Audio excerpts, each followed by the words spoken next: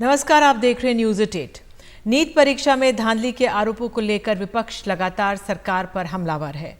आज कांग्रेस अध्यक्ष मल्लिकार्जुन खड़गे के घर पर इंडिया गठबंधन की अहम बैठक हुई। इस बैठक में फैसला हुआ कि कल विपक्ष दोनों सदनों में नीट का मुद्दा उठाएगा।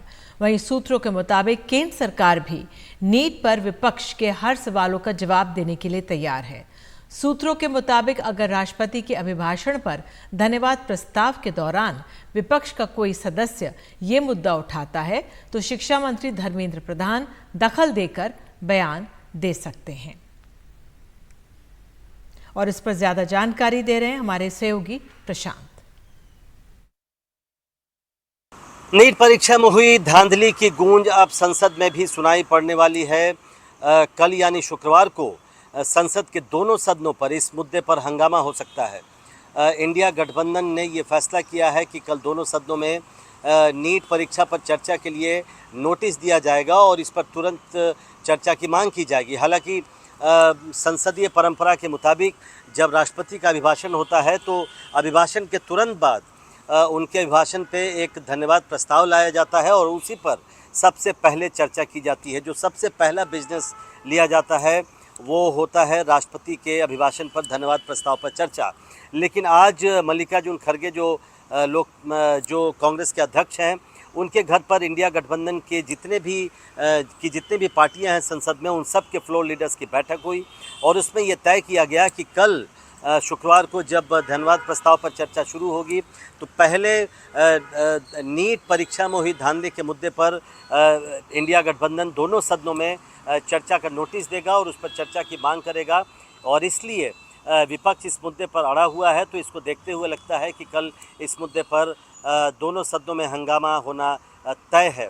हमने देखा कि किस तरीके से कांग्रेस और तमाम इंडिया गठबंधन के घटक दल इस मुद्दे पर लगातार सरकार पर हमलावर हैं, सरकार को घेर रहे हैं। आज भी कांग्रेस की जो छात्र इकाई है NSUI, उसके कार्यकर्ताओं ने एक बड़ा प्रदर्शन किया दिल्ली में जंतर मंतर पर।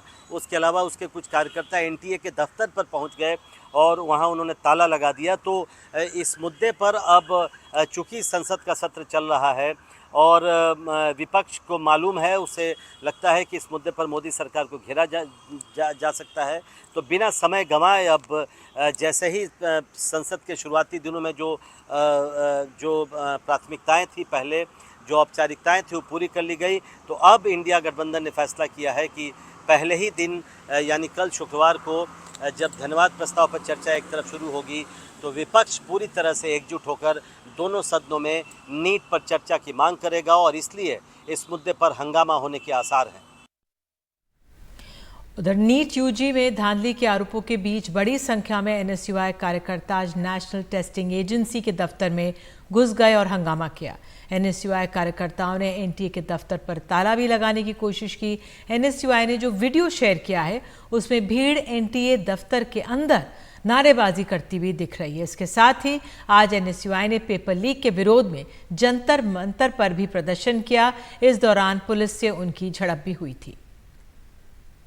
और NTA दफ्तर से हमारे सहयोगी अश्विनी सिंह की रिपोर्ट देखिए। इस वक्त हम मौजूद हैं नेशनल टेस्टिंग एजेंसी यानी NTA की बिल्डिंग के ऑफिस। ये वही जगह है जहां पर अब से कुछ समय पहले कांग्रेस से जुड़े छात्र संगठन NSUI ने विरोध प्रदर्शन किया। ये प्रदर्शनकारी बाहर प्रदर्शन कर रहे थे। प्रदर्शन करने के बाद वो इस बिल्डिंग के अंदर घुसे और पहले फ्लोर जो NTA का जिस बिल्डिंग में NTA का ऑफिस पहले फ्लोर पर है, वो इस बिल्डिंग में प्रदर्शन करते हुए जो वायरल वीडियो भी आप देख सकते हैं, उसमें 100 से 200 संख्या में जो छात्र प्रदर्शनकारी है NSUI के, वो घुसे और इस बिल्डिंग के बाहर, ये जो फर्स्ट फ्लोर पे NTA का ऑफिस है, इस गेट के बाहर वो पहुंचे और इस गेट के बाहर उन्होंने एक ताला जड़ दिया। ताला एक सिंबॉलिक तौर पे था, वो कोई परमानेंट ताला नहीं था। उसके कुछ देर बाद जो वहाँ पे मौजूद गार्ड थे उन्होंने उनको दूर किया। दूर करने के बाद उस ताले को खोल दिया गया। हालांकि छात्र जो प्रदर्शनकारी बताए जा रहे हैं वो अंदर नहीं घुसे हैं। इस बिल्डिंग के इस फ्लोर के जो ऑफिस है, ये देख रहे हैं आप, यही नेशनल टेस्टिंग एजेंसी का ऑफिस है जो देश भर में NEET, UGC NET, CSIR NET से लेकर तमाम 15 अलग अलग तरह की परीक्षाएं करवाती है। अंदर अभी तालाबंद कर दिया गया है। कुछ देर पहले यहाँ पर जो पुलिसकर्मी हैं, जो उच्च अधिकारी हैं पुलिस के, वो पूरे दल बल के साथ यहाँ आए थे। उन्होंने अंदर पहुंचकर लोगों से बातचीत की। हालांकि ये बताया जा रहा है कि प्रदर्शनकारी अंदर नहीं गए थे, प्रदर्शनकारी यहाँ तक पहुँचे, उन्होंने ताला जड़ दिया, उसके बाद वो प्रदर्शनकारी यहाँ से सब चले गए। जब तक पुलिस तो नीट परीक्षा में धांधली के आरोपों के मामले में सीबीआई ने पटना से 2 लोगों को गिरफ्तार कर लिया है। सीबीआई ने मनीष प्रकाश और आशुतोष को गिरफ्तार किया। मनीष प्रकाश छात्रों को अपनी गाड़ी में लाने और ले जाने का काम करता था, जबकि आशुतोष के घर में छात्रों को ठहराया जाता था। पेपर लीक केस में मनीष प्रकाश की अहम भूमिका मानी जा रही है। मनीष ने ही कहा जा रहा है कि पटना के प्ले एंड लर्न स्कूल को रात भर के लिए बुक कराया था, जहां 20 से 25 परीक्षार्थियों को इकट्ठा करके जवाब रटवाया गया और इसी स्कूल से मिले जले हुए प्रश्न पत्र जांच का आधार बने हैं।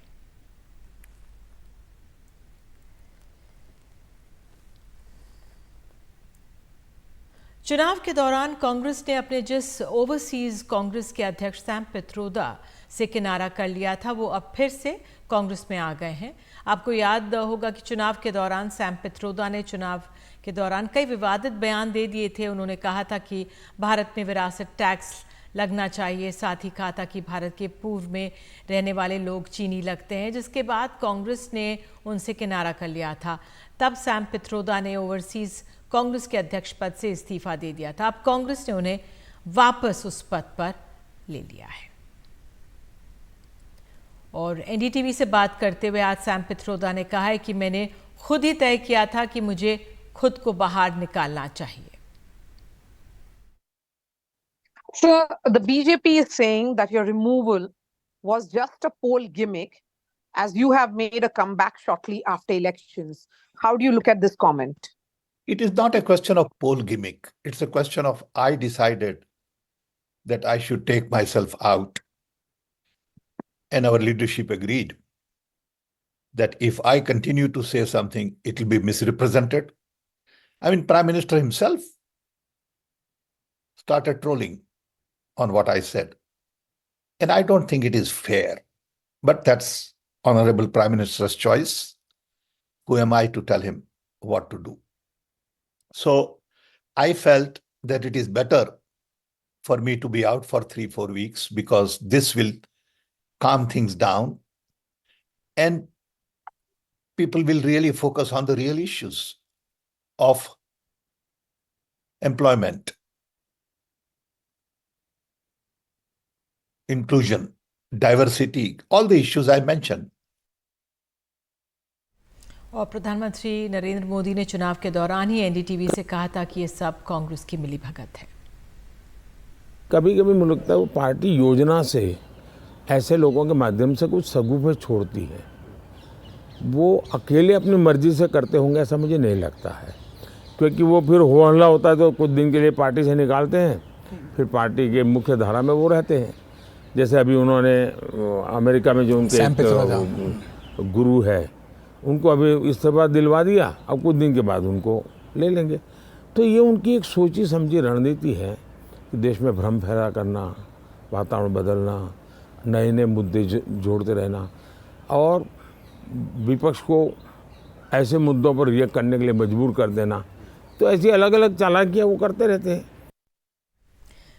शेयर बाजार में तेजी का सिलसिला आज लगातार चौथे दिन भी जारी है। सेंसेक्स पहली बार 79,000 अंक के स्तर को पार कर गया। वहीं निफ्टी ने भी पहली बार ऐतिहासिक 24,000 अंक का शिखर छुआ। इस पर ज्यादा जानकारी दे रही है हमारी सहयोगी साक्षी।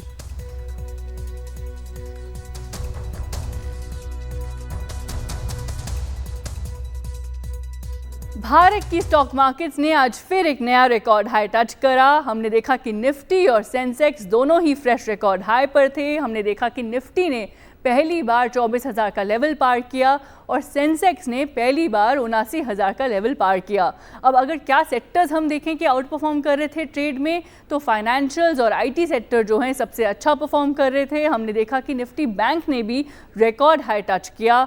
एक्सपर्ट्स का ऐसा मानना है कि देखिए इकोनॉमिक फंडामेंटल्स अगर ऐसे ही रहे, अच्छे रहे और पॉलिसी फ्रेमवर्क अगर ऐसा ही रहा और अच्छा रहा, तो भारत की इकोनॉमी के लिए और स्टॉक मार्केट्स के लिए बहुत अच्छा रहेगा आने वाले समय में। उनका का ऐसा भी मानना है कि देखिए आने वाले समय में अगर मॉनसून जो है नॉर्मल रहा, उसका पेस अगर नॉर्मल रहा, तो FMCG सेक्टर जो है वो अच्छा परफॉर्म करेगा और भारत की रूरल इकोनॉमी जो है उसके लिए बहुत अच्छा रहेगा।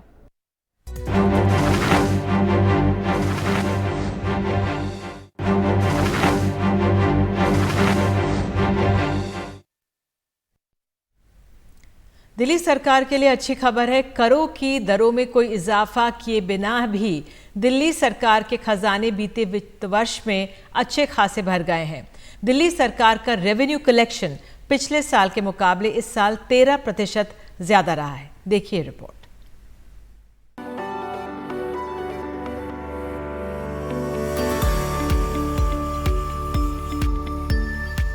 तेजी से भागती देश की अर्थव्यवस्था में दिल्ली भी बढ़ चढ़कर हिस्सा ले रही है और विकास की राह पर अग्रसर है। दिल्ली सरकार को बीते वित्त वर्ष में करों से जो राजस्व प्राप्ति हुई है वो इस बात की तस्दीक करती है। संपत्तियों की बिक्री और अन्य दस्तावेजों के पंजीकरण पर स्टैंप शुल्क से दिल्ली की आय में 28% से अधिक बढ़ोतरी दर्ज हुई है। वैट वसूली में 8.8% का इजाफा हुआ। मोटर वाहनों पर टैक्स और पंजीकरण शुल्क में 12.4% बढ़ोतरी हुई। 2023-24 में जीएसटी में 2022-23 की तुलना में 15.6% की वृद्धि हुई। केवल शराब से मिलने वाले टैक्स 7% गिरावट को छोड़ दें तो लगभग 9% की आर्थिक वृद्धि के कारण राजस्व में अच्छा उछाल देखा गया। दिल्ली सरकार ने पुराने कानूनों को खत्म करके और ज्यादातर जगहों पर सिंगल विंडो सुविधाएं देकर लोगों के लिए व्यवसाय चलाना आसान कर दिया है, जिसके कारण भी दिल्ली की गाड़ी का पहिया तेजी से घूम रहा है।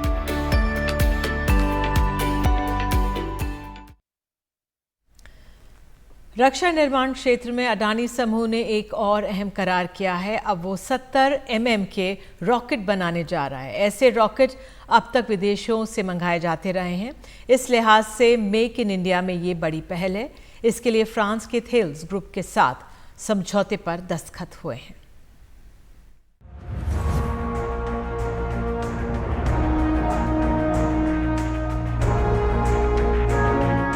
प्रचंड और रुद्रा जैसे इन अटैक हेलीकॉप्टरों को जो रॉकेट सबसे घातक बनाते हैं, वो अब बाहर से नहीं मंगाए जाएंगे।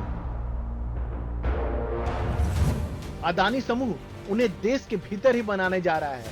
ये रक्षा क्षेत्र में मेक इन इंडिया की दिशा में बड़ी पहल है।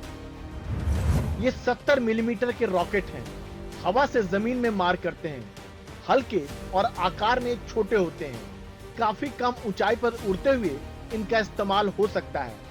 इन्हें जाम नहीं किया जा सकता। इनसे 7 किलोमीटर तक मार की जा सकती है। 70 मिलीमीटर के रॉकेट बनाने के लिए अडानी समूह ने फ्रांस के थालेस ग्रुप से समझौता किया है। जानकार इसे रक्षा आत्मनिर्भरता की दिशा में काफी अहम बता रहे हैं। ये एक बहुत पॉजिटिव स्टेप है, बिकॉज आज तक ये रॉकेट्स हम लोग वहाँ से इंपोर्ट करते थे, थालिस से इंपोर्ट करते थे, बट नाउ सिंस इंपोर्ट्स पे काफ़ी गवर्नमेंट ने रिस्ट्रिक्शंस लगाई हैं, तो अब इस आत्मनिर्भर रूट को लेके अब ये अडानी डिफेंस इसकी जो आगे कार्रवाई है वो करेंगे, जिससे कि इंपोर्ट बिल भी रिड्यूस होगा और ये चीज़ें हिंदुस्तान में हमारे अपने कंट्री में बनने लग जाएंगी। थालेस ऐसे रॉकेट बनाने के क्षेत्र में वर्ल्ड लीडर है। 2022 में इसने 80 लाख ऐसे रॉकेट दुनिया भर में बेचे। अब उसके साथ अडानी समूह की एंट्री भारत के अटैक हेलीकॉप्टरों का काम आसान बनाएगी और भारत को अतिरिक्त सुरक्षा भी देगी। अडानी समूह पहले ही नौसेना के सर्विलांस ड्रोन और इन्फेंट्री के लिए हथियार और गोला बारूद भी बनाता रहा है। नई दिल्ली से राजीव रंजन, एनडीटीवी इंडिया।